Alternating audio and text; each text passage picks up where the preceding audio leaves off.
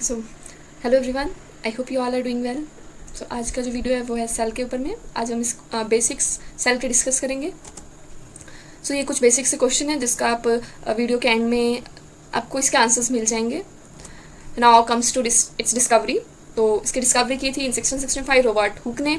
इन्होंने अपने self design microscope के नीचे कॉर्क सेल्स को ऑब्जर्व किया था। सो अब क्वेश्चन आता है कि कॉर्क सेल्स क्या होते हैं। तो कॉर्क सेल्स होते हैं जो नॉर्मल ट्री होते हैं ना, उसकी जो आउटरमोस्ट लेयर होती है जिसे हम बार्क कहते हैं, वही कॉर्क लेयर भी होती है। ठीक है, तो उस लेयर के कुछ सेल्स लिए उन्होंने, छोटा सा पीस लिया और उसे उन्होंने अपने माइक्रोस्कोप के नीचे ऑब्जर्व किया। तो उसे उन्हें फिर हनीकॉम लाइक स्ट्रक्चर दिखा, मीन्स मधुमक्खी के छत्ते जैसा स्ट्रक्चर दिखा उन्हें।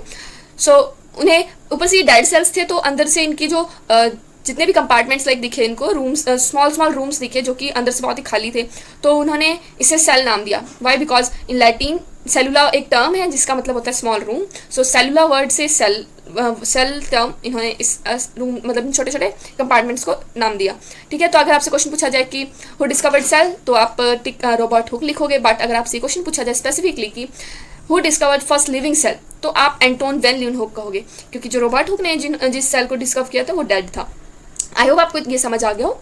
Then comes to cell. तो अगर हम सेल की को डिफाइन करना हो या फिर हम इसे इसकी डेफिनेशन देखें, तो ये एक बेसिक मेम्ब्रेन बाउंड यूनिट है जो कि जितने भी लाइफ को सस्टेन करने के लिए फंडामेंटल मॉलिक्यूल्स होते हैं वो कैरी करता है। और सारी जो लिविंग ऑर्गेनिजम्स हैं वो इसी से मिलकर बनी होती है। मीन्स इसे आप एक तरह का ब्रिक मान सकते हो। मीन्स एक पूरी बिल्डिंग में ये एक ब्रिक का रोल प्ले करता है। जैसे ब्रिक से बिल्डिंग बनती है, उसी तरीके से सेल से ही मतलब पूरा ऑर्गेनिज्म बनता है। ठीक है, तो कुछ ऑर्गेनिजम्स होते हैं वो सिंगल सेल भी होते हैं। मीन्स उनके पास सिर्फ एक ही सेल होता है और वो कंप्लीट होता है। मीन्स लाइक बैक्टीरिया और यीस्ट को देखें तो वो सिंगल सेल ऑर्गेनिज्म है। ठीक है, now comes to structure of cell. अगर हम किसी भी माइक्रोस्कोप के नीचे अगर हम सेल को ऑब्जर्व करते हैं, किसी भी सेल को, तो हमें तीन चीज़ें दिखाई देती हैं वहाँ पे। मीन्स तीन चीज़ें हम ऑब्जर्व कर पाते हैं, वो है cell membrane, cytoplasm and nuclear material. तो किसी भी सेल, या फिर आप प्रोकैरियोटिक लो या फिर वो यूकैरियोटिक लो। इस प्रोकैरियोटिक एंड यूकैरियोटिक को नेक्स्ट वीडियो में देखेंगे। अभी आप ये समझो बस सेल दो तरह के होते हैं, प्रोकैरियोटिक एंड यूकैरियोटिक। तो उन दोनों ही सेल में ये तीनों चीज़ प्रेजेंट होती है। मीन्स ये बेसिक चीज़ हर सेल में प्रेजेंट होती है। एक सेल मेम्ब्रेन होगी, साइटोप्लाज्म होगा और nuclear material. But yes, in eukaryotes इनके अलावा भी चीज़ें प्रेजेंट होती है, तो हम तब देखेंगे ना। ये स्ट्रक्चर है, अगर आप इसके स्ट्रक्चर को देखें तो ये यहाँ पे आउटर मोस्ट लेयर है जिसे हम सेल मेम्ब्रेन कहते हैं। इसके अंदर यहाँ पे ये साइटोप्लाज्म है और उसके अंदर हमारे पास है न्यूक्लियर मटीरियल जिसे हम जेनेटिक मटीरियल भी कहते हैं। ठीक है, हर सेल में सिर्फ एक न्यूक्लियस होता है। न्यूक्लियस को हम ब्रेन ऑफ द सेल भी कहते हैं। तो ब्रेन तो एक ही होगा जो कि सारे फंक्शंस को परफॉर्म करवाएगा। ठीक है, बट बाकी के जो ऑर्गेनलीज हैं लाइक माइटोकॉन्ड्रिया, राइबोसोम और एंडोप्लाज्मिक रेटिकुलम, ये सारे मतलब एक से ज़्यादा हो सकते हैं, इनकी मल्टीपल कॉपीज प्रेजेंट हो सकती है। सो कंपार्टमेंटलाइजेशन मीन्स कंपार्टमेंट्स बने होते हैं। जैसे अगर हम घर को देख रहे हैं तो घर के अंदर ना डिफरेंट रूम्स बने होते हैं। हर जैसे खाना बनाने के लिए अगर हम किचन देखें तो वो एक अलग कंपार्टमेंट हो गया। सोने के लिए अलग कंपार्टमेंट है जिसे हम बेडरूम कहते हैं। डाइनिंग रूम है, लिविंग रूम है। सो हर चीज़ के लिए डिफरेंट रूम्स हैं। तो उसी तरह के सेल के अंदर भी जो सेल है पूरा, उसके अंदर जो साइटोप्लाज्म है वो डिवाइडेड होता है कंपार्टमेंट्स में। जैसे कि endoplasmic reticulum, Golgi complex, lysosome, mitochondria, vacuoles, इस तरीके से। सो इन सेल्स को मतलब जिनमें कंपार्टमेंट्स प्रेजेंट होते हैं उन्हें हम कहते हैं यूकैरियोटिक सेल। ठीक है, क्योंकि बहुत ही एडवांस लेवल के होते हैं। बट कुछ सेल्स ऐसे भी होते हैं जिनके अंदर ऐसे कंपार्टमेंट्स नहीं बने होते। उनमें जो भी चीज़ प्रेजेंट होती है, लाइक अगर उनके अंदर जेनेटिक मटीरियल प्रेजेंट है तो वो नॉर्मली साइटोप्लाज्म में प्रेजेंट होगा। उसके लिए कोई अलग से कंपार्टमेंट बना नहीं होगा। लाइक जैसे यूकैरियोटिक में जो जेनेटिक मटीरियल है वो एक मेम्ब्रेन बाउंड ऑर्गेन है जिसे हम न्यूक्लियस कहते हैं, उसके अंदर प्रेजेंट होता है।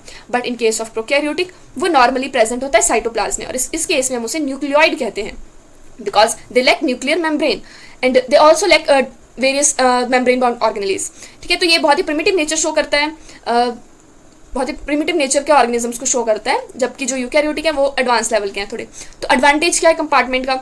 सबसे मेन एडवांटेज तो यही है कि अगर आप हर चीज़ के लिए डिफरेंट कंपार्टमेंट बनाते हो तो कोई मिक्सअप नहीं होता। मीन्स अगर आप जैसे अगर सिंगल रूम होता है तो वहाँ पे एक ही रूम में किचन का भी काम होता है, मीन्स खाना भी बन रहा है, सो भी रहे हैं, सब कुछ कर रहे हैं, तो मतलब वहाँ पे ना बहुत ही होच पोच सा हो जाता है। बट अगर वही हर चीज़ के लिए डिफरेंट अगर आप रखो कंपार्टमेंट बना के तो मिक्सअप नहीं होता। सारे लाइक माइटोकॉन्ड्रिया अपना फंक्शन परफॉर्म कर रहे हैं, उसके जो एंजाइम्स हैं वो उसके अंदर प्रेजेंट हैं, और वही एंडोप्लाज्मिक रेटिकुलम के जो एंजाइम्स हैं या फिर जो एक्टिविटीज़ यहाँ परफॉर्म कर रहे हैं मॉलिक्यूल्स, वो सारे उसके अंदर परफॉर्म कर रहे हैं। मीन्स मिक्सअप नहीं हो रहा है यहाँ पे कुछ भी। तो ये इसका एक बहुत ही इंपॉर्टेंट एडवांटेज है। देन कम्स टू कि सेल्फ सफिशिएंसी मीन्स सेल कैसे सेल्फ सफिशिएंट होते हैं। क्योंकि सेल के पास, जैसे अभी हमने देखा कि उनके पास बहुत सारे ऑर्गेनेलीज प्रेजेंट हैं, ठीक है, तो इन ऑर्गेनेलीज की वजह से वो सेल्फ सफिशिएंट अपने आप में, मीन्स वो किसी दूसरे सेल पर डिपेंडेंट नहीं रहते। उनके पास अपना पावर हाउस है जिसे माइटोकॉन्ड्रिया कहते हैं, उनके पास अपना ब्रेन है जिसे हम न्यूक्लियस कहते हैं, जो कि डिफरेंट ऑर्गेनेलीज को कंट्रोल करता है और वो जेनेटिक मटेरियल को कंट्रोल कैरी करता है, इसलिए हम उसे ब्रेन कहते हैं सेल का। देन उसके पास एंडोप्लाज्मिक रेटिकुलम है। एंडोप्लाज्मिक रेटिकुलम के दो पार्ट्स होते हैं, एक होता है आर एक होता है एस। तो वहाँ पे प्रोटीन की सिंथेसिस हो रही है आर में, और वहाँ पे फैट्स की सिंथेसिस हो रही है एस में। तो यहाँ पे एक तरह से फैक्ट्री का रोल प्ले कर रहा है, मीन्स वहाँ पे प्रोडक्शन चल रही है। वहाँ दूसरी तरफ होता है गोल्जी अपरेटस, वो पैकर्स एंड मूवर की तरह एक्ट करते हैं, मीन्स जो भी मॉलिक्यूल्स पैक कर रहा है, मीन्स बना रहा है एंडोप्लाज्मिक रेटिकुलम, वो उसको ट्रांसपोर्ट करता है डिफरेंट पार्ट्स में। तो इसके पास लाइजोसोम भी होता है। अगर कोई मॉलिक्यूल वो डीएक्टिवेट हो जाए या फिर मतलब कोई डिफेक्ट हो जाए किसी मॉलिक्यूल में, तो उसे रिमूव करने के सेल से रिमूव करने का काम लाइसोसोम करता है। इस तरीके से वो उसकी क्लीनिंग करता है सेल की। तो मीन्स इसके पास सारे वो मॉलिक्यूल्स हैं जो कि एक लाइफ को सस्टेन करने के लिए इंपॉर्टेंट है। दैट्स वाई ये एक ऑटोनॉमस यूनिट है और ये इंडिपेंडेंटली सर्वाइव करता है, किसी और पे डिपेंड नहीं रहता।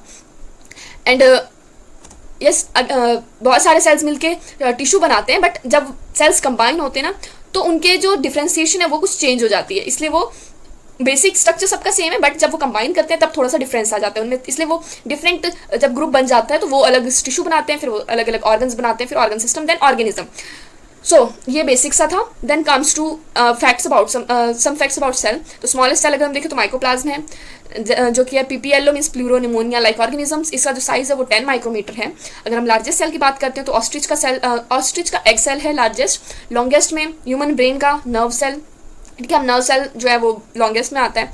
ह्यूमन बॉडी में अगर हम लार्जेस्ट सेल देखें तो ह्यूमन एग सेल, जिसे हम ओवम भी कहते हैं, और इसे हम बिना माइक्रोस्कोप के भी देख सकते हैं, और इसका साइज जो है 1 मिलीमीटर इन डायमीटर है, ठीक है। और स्मॉलेस्ट सेल अगर हम देखें बॉडी के अंदर तो वो ग्रेन्यूल सेल है, सेरिबेलम में प्रेजेंट होता है, सेरिबेलम ऑफ ब्रेन, ठीक है, और इसका जो साइज है वो 4 to 4.5 माइक्रोमीटर लेंथ है।